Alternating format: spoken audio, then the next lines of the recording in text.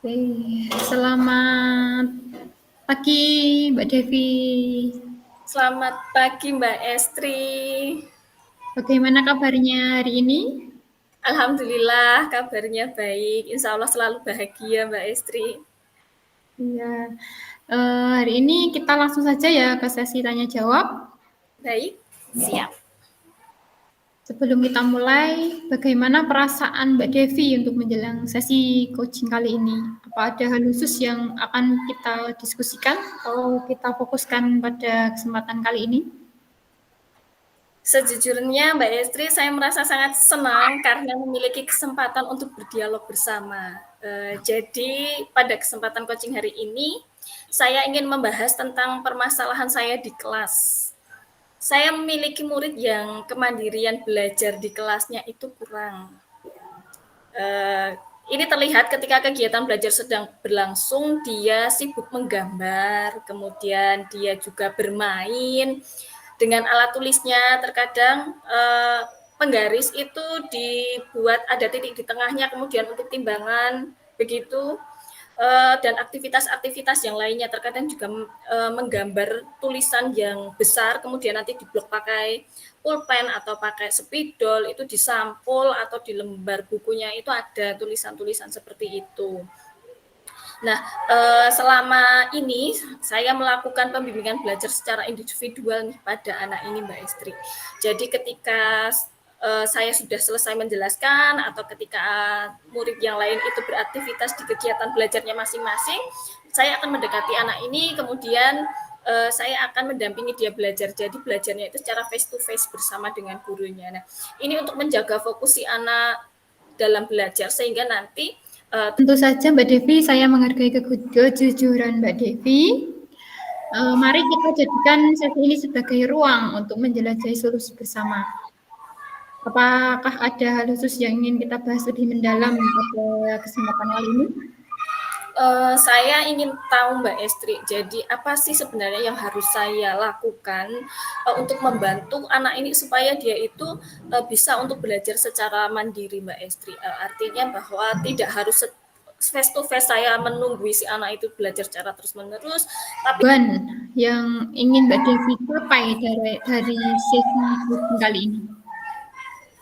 saya ingin tahu Mbak Estri, jelas sekali bahwa kemandirian belajar si anak itu saya ingin sekali meningkatkan, dan pada akhirnya ini di forum ini saya ingin tahu bagaimana cara saya supaya saya itu bisa membantu si anak ini agar mencapai kemandirian ketika dia itu belajar di kelas. Baik. Uh, definisi tujuan akhir dari sesi coaching kali ini? Yang diinginkan Mbak Devi itu seperti apa? Baik Mbak Estri, saya ingin memiliki gambaran rencana yang terperinci dan realistis terkait dengan hal-hal yang bisa saya lakukan untuk membantu anak ini mencapai kemandirian dalam belajarnya. Kurang lebih seperti itu Mbak Estri. Oke. Sekarang mari kita masuk ke tahap yang identifikasi. Apa kesulitan yang Mbak Devi hadapi dalam membantu anak ini mencapai kemandirian belajar? Kesulitannya adalah bahwa si anak ini memang fokus belajarnya kurang ya Mbak Estri, seperti yang tadi saya ceritakan di awal bahwasanya si anak ini itu dia banyak beraktivitas sendiri ketika di kelas. Baik itu kelas saya itu sedang melakukan praktikum atau kemudian sedang ada kegiatan diskusi atau yang lainnya, si anak ini dia selalu memiliki kegiatannya sendiri. Ini yang kemudian membuat saya, wah ini fokusnya harus kita arahkan kembali nih, karena itu tadi meskipun dia duduk bersama di kelompok itu, tetapi dia itu terkadang sibuk menggambar kah, atau itu tadi penggaris, atau nanti dia itu bisa pulpen di sini diberi benang diikatkan dengan tutupnya terus diputar-putar begini, ada aja itu kegiatannya itu ada aja seperti itu Mbak Estri. Oke, paham. Lalu bagaimana Mbak Devi menghadapi situasi tersebut? Biasanya saya akan melakukan pembimbingan pembelajaran, namun ketika saya sedang memfasilitasi murid lain untuk belajar, biasanya si anak ini saya pegang pundaknya atau saya posisikan di dekat saya sehingga saya itu mobile saya tidak duduk di depan atau saya berdiri di depan tidak, tetapi saya akan menjaga jarak yang terdekat dengan si anak ini sehingga saya bisa mengontrol ataupun saya bisa mengarahkan si anak ketika si anak ini fokusnya sudah mulai berkurang. Kemudian terkait dengan pembimbingan itu tadi, biasanya ketika saya sudah memberikan penugasan atau sudah memberikan aktivitas bagi murid yang lain, nah saya baru duduk bersama dengan si anak ini. Kemudian kita arahkan untuk kegiatan belajar tahapannya itu apa yang harus dicari, karena terkadang anak ini tuh membaca, memahami targetnya itu mau apa itu terkadang masih kesulitan begitu Mbak Estri. Agak turun fokusnya begitu Mbak Estri. Oke, baik. Sekarang mari kita merancang untuk aksinya. Apa rencana Mbak Devi dalam mencapai tujuan yang diinginkan Mbak Devi? Pertama, saya juga ingin bersama si anak itu mencapai komitmen bersama-sama. Artinya kita akan semua terbuka bahwa kita mau belajar untuk menjadi yang lebih baik lagi.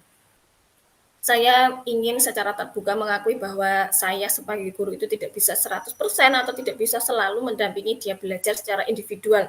Apalagi face to face yang dengan agenda mengajar kita atau agenda belajar dari murid kita juga sudah banyak. Nah, saya ingin menyampaikan itu kepada murid saya yang ini. Kemudian setelah itu saya akan mulai membuat tahapan-tahapan kegiatan yang bisa membantu anak ini. Jadi ada daftar kegiatan yang dia lakukan supaya nanti target belajarnya itu bisa tercapai. Begitu Mbak Estri. Tentunya ini memang tidak bisa saya lakukan sendiri. Ini harus dilakukan secara terus-menerus ya Mbak Estri, dan artinya itu akan menjadi konsekuensi saya ketika nanti setiap hari daftar kegiatan ini akan selalu berbeda sesuai dengan materi atau kegiatan belajar yang saya lakukan di kelas. Saya juga akan melakukan kolaborasi juga dengan penguatan pelajaran yang lain seperti guru olahraga atau guru agama yang nanti di kelas pun akan bersama-sama mendampingi si anak ini belajar. Harapannya dengan begitu proses ini akan terus berlanjut, berkelanjutan, berkesinambungan sehingga nanti pada akhirnya anak itu akan muncul kemandirian dalam belajarnya. Saya harap juga orang tuanya bisa kami ajak untuk bekerja sama, karena tentunya ketika di rumah anak itu akan belajar dengan orang tuanya ya Mbak Estri ya, sehingga ketika koordinasi dan kolaborasi ini bisa terjalin, setidaknya proses kita di sekolah itu sudah kita upayakan, kemudian dibantu dengan orang tua yang akan menjaga proses belajar dan dirinya si anak ini ketika belajar di rumah begitu Mbak Estri. Oke, bagus sekali Mbak Devi. Lalu prioritas apa yang dimiliki Mbak Devi dalam rencana aksi yang akan dilakukan?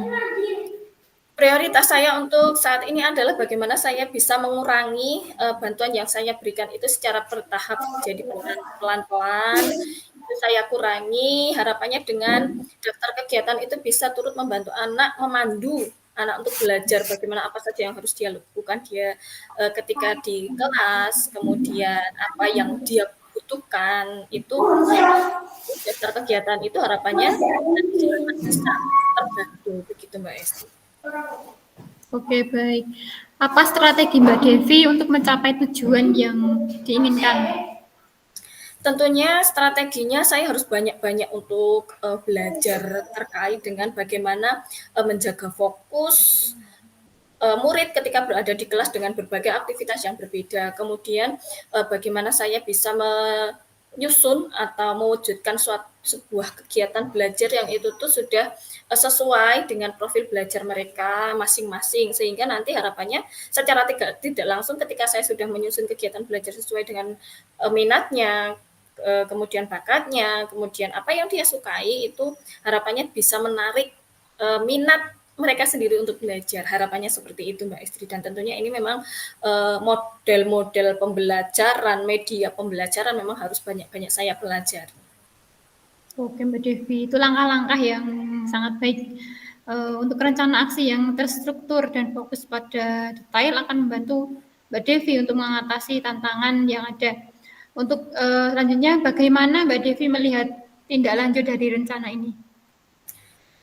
Saya berharap koordinasi dan kolaborasi yang nantinya bisa dimaksudkan untuk membantu si anak ini bisa berjalin dengan baik sehingga kemandirian belajar anak ini bisa terbentuk dan bisa terlaksana secara efektif. Begitu Mbak Estri. Oke, baik sekali. Sekarang mari kita masuk ke tahap tanggung jawab. Apa komitmen Mbak Devi terhadap rencana aksi yang sudah dibuat? Yang pertama tentunya saya berkomitmen ini adalah langkah awalnya membuat kesepakatan bersama terlebih dahulu karena tentu saja saya tidak bisa mengupayakan kalau si anak itu belum sama-sama tahu maksudnya apa. Jadi yang pertama adalah saya akan berupaya untuk mencapai kesepakatan bersama terkait hal ini. Kemudian yang kedua, saya akan berusaha menyusun daftar kegiatan anak ini setiap harinya ketika belajar di kelas sehingga nanti apa saja yang dia butuhkan, apa saja yang dia lakukan, dia bisa tahu dari daftar kegiatan ini. Nah, khusus anak ini juga saya akan membuat media pembelajaran yang mungkin sesekali atau terkadang bisa berbeda dengan teman-teman yang lainnya karena itu tadi terkait dengan bagaimana saya bisa menjaga fokus si anak ini agar tetap berada di lingkungan belajarnya dan tidak kemana-mana dengan kegiatan-kegiatan lainnya dia tidak tergoda atau bahkan dia malah memunculkan permainannya sendiri karena dia merasa tidak tertarik dengan belajar. Nah, harapannya memang dengan banyaknya media, banyaknya model yang saya terapkan dengan beragam itu tadi bisa membuat si anak itu memunculkan motivasi untuk belajarnya. Oke, siapa dan apa yang dapat membantu Mbak Devi dalam menjaga komitmen yang dibuat? Baik, tentunya memang ini tidak bisa berjalan sendiri. Saya juga tidak bisa berjalan sendiri karena kegiatan belajar di kelas itu juga didukung oleh guru yang lain. Untuk itu saya akan meminta bantuan kepada guru yang lain, guru muatan pelajaran yang lain. Kemudian saya juga akan minta bantuan kepada orang tua yang nantinya akan mendampingi si anak ini belajar selama di rumahnya. Saya harap ketika ada penugasan yang diberikan oleh guru kepada murid itu orang cepat selesai ingin cepat-cepat melakukan kegiatan yang lain atau aktivitas yang lain sehingga orang tua yang mengerjakan anak tinggal menyalin. Harapannya tidak seperti itu Mbak Estri, karena kita sama-sama membangun generasi. Saya harap orang tua itu juga akan turut memfasilitasi, membantu anaknya untuk bisa belajar mandiri. Pada akhirnya memang kemandirian belajar itu yang akan kita capai bersama-sama. Oke. Bagaimana dengan tindak lanjut dari sesi untuk coaching kali ini? Saya akan terus melakukan refleksi dan juga evaluasi Mbak Estri terkait dengan aksi yang sudah saya laksanakan. Ini tentunya juga nanti berkaitan dengan bagaimana saya meningkatkan dan juga mengembangkan aksi-aksi saya yang tadinya sudah saya rencanakan. Mungkin di tengah jalan nanti ada ketika proses refleksi atau evaluasi ada masukan-masukan nanti juga bisa saya pertimbangkan bersama-sama dengan guru-guru yang lain. Ternyata menurut pengalaman dari Bapak Ibu guru yang lain mungkin bisa efektif pakai ini. Nanti kita coba bisa mengembangkan dan juga meniru atau memodifikasi dari praktik baik Bapak Ibu guru yang lain. Oke, bagus sekali. Apa ada yang perlu kita bahas lagi? Insya Allah sudah tidak Mbak Estri, ini saya juga sudah alhamdulillah lega ketika bisa berbagi dengan Mbak Estri di sini tentunya. Oke, nanti kita lihat hasilnya ya. Kita bisa bertemu dalam sesi coaching selanjutnya. Seperti itu Mbak Devi. Baik, terima kasih Mbak Estri atas kesediaan Mbak Estri menemani coaching saya hari ini.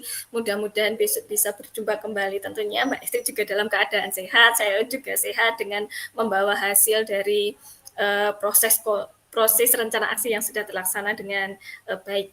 Mudah-mudahan hasilnya baik. Begitu Mbak Estri. Amin. Ya, terima kasih Mbak Devi. Sama-sama Mbak Estri.